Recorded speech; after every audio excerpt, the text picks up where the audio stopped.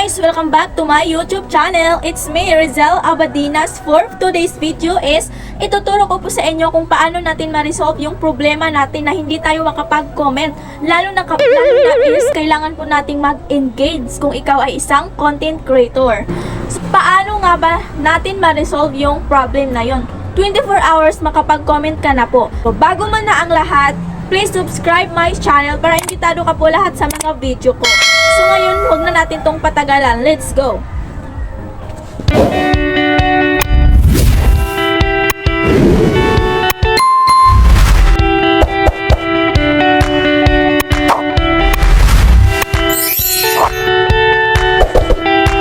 Okay guys, nandito na po tayo sa ating screen. Ituturo ko na po sa inyo. So ngayon, pupunta po tayo sa ating Facebook account. At pagkatapos nating mag-login sa ating account is pupunta po tayo sa mga video natin. Magko-comment po tayo kung hindi po tayo makapag-comment. I-try po natin dito, mag-comment po tayo. So, mag-comment po tayo ng nice job.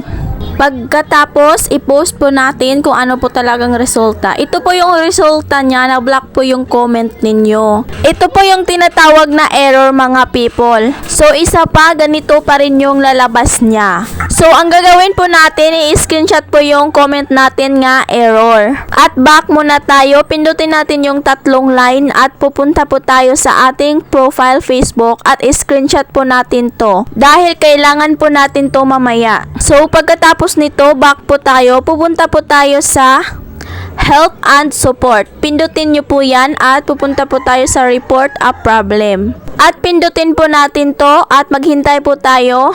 At pagkatapos, pindutin nyo po yung include. At pagkatapos, hanapin nyo po yung profile dyan. Pindutin nyo po yan. Pagkatapos nito, ito po yung lalabas. At pupunta po tayo sa add image. Pindutin nyo po yan at yung kinukuha po natin kanina na screenshot, i-add po natin yun. Itong profile picture at yung comment na nag-e-error po siya. Guys, pagkatapos, magsusulat po tayo dito ng Dear Team Meta, good day, para naman marespeto po yung sulat po natin. Pwede nyo po itong kapihin. Actually, guys, ito po yung account ko na hindi ako makapag-comment. Ito lang po yung ginagawa ko po.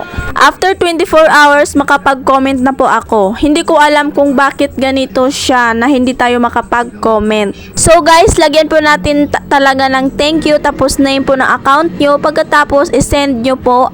At ito na po yung lalabas niya. 24 hours later.